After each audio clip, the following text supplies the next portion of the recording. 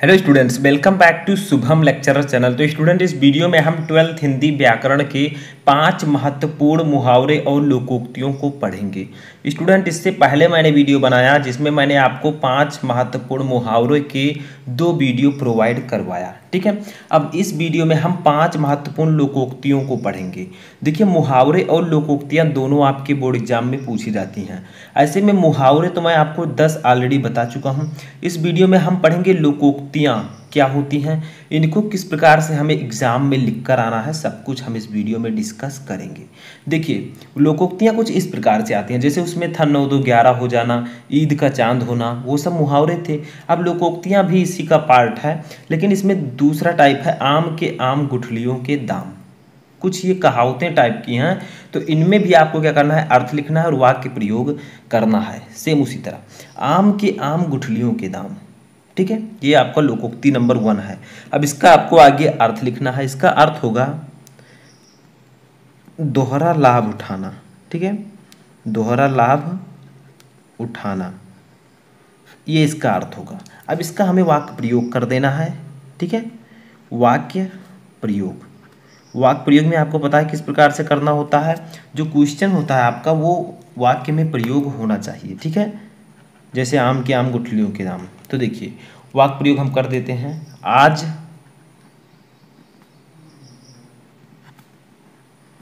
ठेले वालों को मेले के कारण आम के आम गुठलियों के दाम भी मिले हैं। ठीक है, मिले हैं।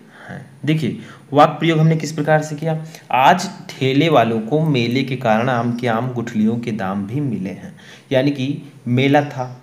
अब मेले में जो ठेले वाले थे उनकी जो सामान है वो ज़्यादा बिका। ठीक है, इसीलिए कहा गया है कि आज ठेले वाले को मेले के कारण आम के आम गुठलियों के दाम। देखिए, जो क्वेश्चन था वो इस वाक्य में हमने प्रयोग कर दिया है, इसीलिए इसको कहते हैं वाक्य प्रयोग। ठीक है, आप कुछ और भी लिख सकते हैं, लेकिन आपका ये क्वेश्चन इसमें प्रयोग होना चाहिए, इसी को वाक्य प्रयोग कहा जाता है। कोई ज़रूरी नहीं है आज ठेले वाले को ही लिखें। ठीक है, ठीक है। तो देखिए, आज ठेले वाले को मेले के कारण आम के आम गुठलियों के दाम भी मिले हैं, यानी कि मेला होने के कारण बहुत सारे लोगों ने उनका सामान खरीदा, इसीलिए उनका बेनिफिट ज़्यादा हुआ। देखिए, सेकंड अभी आपके समझ में आ जाएगा। सेकंड है आगे नाथ ना पीछे पगहा। ठीक है, ये भी उसी का है। इसका भी पहले अर्थ लिखते हैं। कोई जिम्मेदारी ही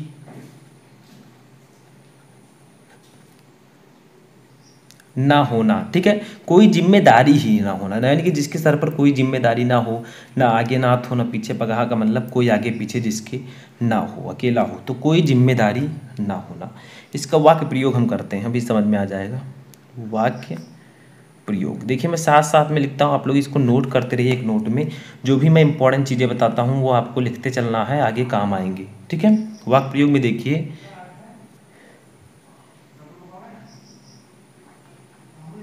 बुढ़ापे में दादाजी की स्थिति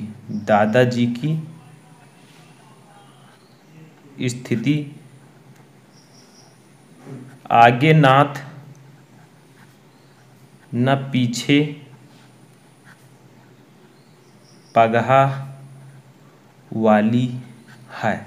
देखिए, क्या कहा गया है, बुढ़ापे में दादाजी की स्थिति आगे नाथ न पीछे पगहा वाली है। ठीक है, यानी कि जब बुढ़ापा आ गया है तो जो दादाजी हैं उनकी स्थिति आगे नाथ न पीछे पगहा वाली है, यानी कि कोई भी उनका साथ नहीं दे रहा है। ऐसा लगता है कि उनके आगे पीछे कोई नहीं है, उनकी सेवा नहीं की जा रही है। तो वही बुढ़ापे में उनकी बात की गई है, जब वो कुछ नहीं कर सकते। ठीक है, सही से, तो तब बात की जा रही है कि बुढ़ापे में दादाजी की स्थिति आगे नाथ न पीछे पगहा वाली है, यानी कि बुढ़ापे में दादाजी की स्थिति इस प्रकार है, लगता है उनके आगे पीछे कोई है ही नहीं। उनका पुत्र, उनका जो है कोई नहीं है, यही कहा गया। ठीक है, तीसरा देखिए, तीसरा है हमारा अधजल गगरी छलकत जाए। ठीक है, अब इसका क्या होगा, इसका देखते हैं। ठीक है, तो इसका हो जाएगा अर्थ अधूरे ज्ञान वाला व्यक्ति अधिक बोलता है। ठीक है, अधिक बोलता है, यानी कि अधजल गगरी छलकत जाए, जिसका ज्ञान नहीं है, जिसको कम ज्ञान है, वो व्यक्ति अधिक बोलता है। तो अधूरे ज्ञान वाला व्यक्ति अधिक बोलता है, अधजल गगरी छलकत जाए। ठीक है, जो आधी भरी हुई गगरी होती है वो छलकती है, उसमें से आवाज़ आती है, और जो फुल भरी हुई होती है वो नहीं छलकती है। ठीक है, वो शांत रहती है। तो वही कहा गया है, जो ज़्यादा बोलता है उसके ऊपर ये है। देखिए, अब इसका वाक्य प्रयोग करते हैं। तो आप लोग भी कमेंट करके बताएं कि आप में से कौन से लोग ऐसे हैं जो ज़्यादा बोलते हैं। ठीक है, बोलने की आदत है। तो देखिए, इसका वाक्य प्रयोग हम कर देते हैं।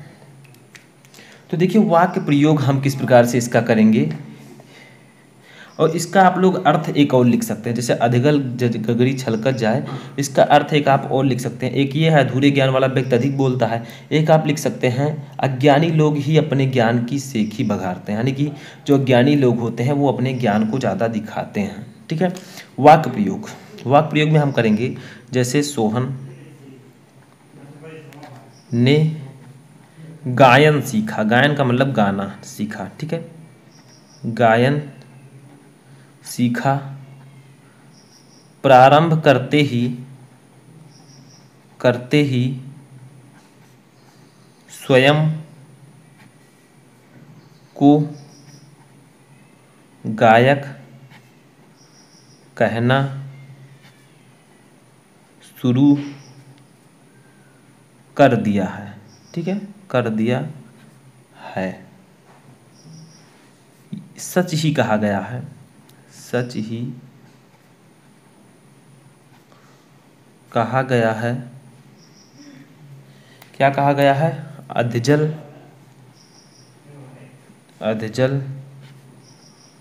गगरी छलकत जाए। ठीक है, अधजल गगरी छलकत जाए। तो क्या कहा गया, देखिए, सोहन ने गायन सीखा, यानी कि वो गाना सीख गया, वो सिंगर थोड़ा बहुत बन गया। लेकिन सोहन ने गायन सीखा, प्रारंभ करते ही वो स्वयं को गायक कहना शुरू कर दिया है, यानी कि सोहन ने कुछ गाना सीखा। ठीक है, लेकिन उसने शुरू भी नहीं किया गाना, और पहले से ही खुद को गायक कहने लगा, सिंगर। तो इसी को कहा गया है कि अधजल गगरी छलकत जाए, यानी कि जिसको पूरी तरह गाना भी नहीं आता, वो पहले से ही अपने आप को सिंगर कह रहा है, मैं सिंगर हूँ। ठीक है, तो आगे बढ़ते हैं, चौथा देखते हैं। तो यहाँ पर इसीलिए कहा गया है, सच ही कहा गया है कि अधजल गगरी छलकत जाए। अब हम देखेंगे अपना 4th नंबर। चौथा हमारा देखिए, बंदर क्या जाने अदरक का स्वाद। ठीक है, यानी कि बंदर अदरक का स्वाद क्या जाने, इसको हम लोग लिख सकते हैं, मूर्ख व्यक्ति गुणों के महत्व। ठीक है, मूर्ख व्यक्ति गुणों के महत्व को नहीं समझ सकता,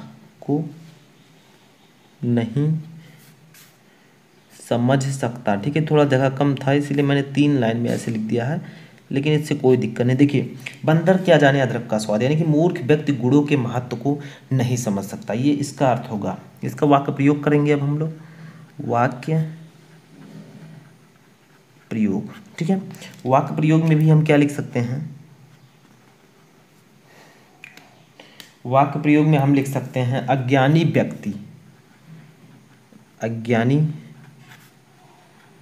व्यक्ति शिक्षा के महत्व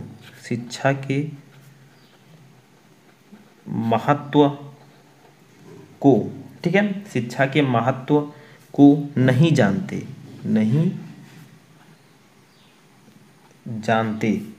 ठीक है, तभी तो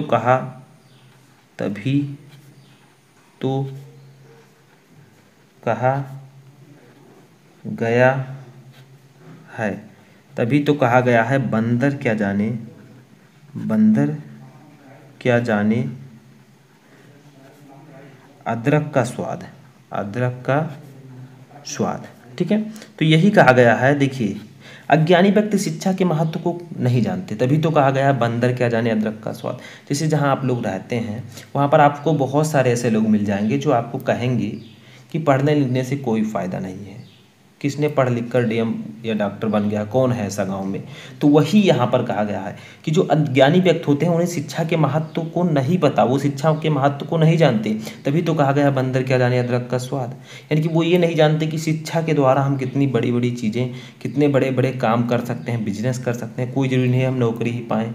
गाँव में क्या होता है, लोग सोचते हैं कि नौकरी ही सब कुछ है।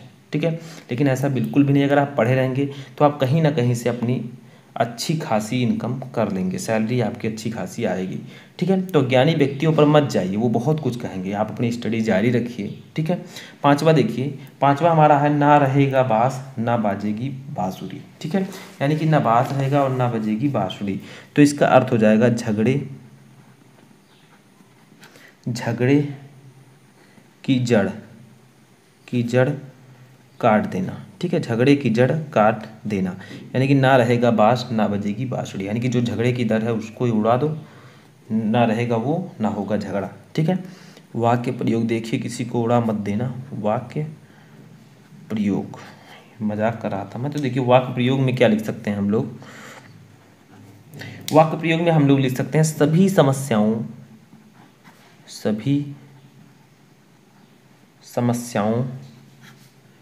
की जड़ सुमित है।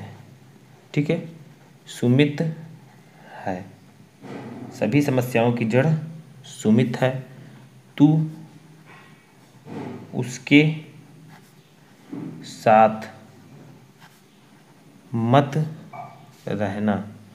ठीक है, अर्थात ना रहेगा बांस ना बजेगी बांसुरी। ठीक है, तो क्या कहा जा रहा है कि सभी समस्याओं की जड़ सुमित है, तो उसके साथ मत रहना, अर्थात ना रहेगा बांस ना बजेगी बांसुरी। यानी कि सुमित है गांव में एक ऐसा लड़का जो सभी समस्याओं की जड़ सुमित है। ठीक है, वो सभी समस्याओं की जड़ है, झगड़ा कर लेता है दूसरों से, तो तुम उसके साथ मत रहना, तुम उसके साथ ही ना रहो, अर्थात ना रहेगा बांस ना बजेगी बांसुरी। यानी कि कोई व्यक्ति है जो सबसे झगड़ा करवाता है, अब तब तुम उनके साथ रहोगे तो तुम्हारा भी झगड़ा वो किसी से करवा देगा। ठीक है, तो जब तुम उसके साथ नहीं रहोगे तो तुम्हारा झगड़ा भी नहीं होगा। वही कहा गया है कि सभी समस्याओं की जड़ सुमित है, तो उसके साथ मत रहना, अर्थात ना रहेगा बांस ना बजेगी बांसुरी, तो उसके साथ नहीं रहेगा तो झगड़ा नहीं होगा। तो इसीलिए कहा गया है। ठीक है, तो ये थे आपके 5 इंपॉर्टेंट लोकोक्तियाँ। मुहावरे और लोकोक्तियाँ दोनों को आपको तैयार करना होता है। ये थी लोकोक्तियाँ। मुहावरा मैं आपको ऑलरेडी बता चुका हूँ, आप लोग सर्च कर सकते हैं कि इंपॉर्टेंट मुहावरे शुभम लेक्चर, तो आपको सभी वीडियोज मिल जाएंगे। कैसा लगा आपको ये वीडियो कमेंट बॉक्स में बताएं।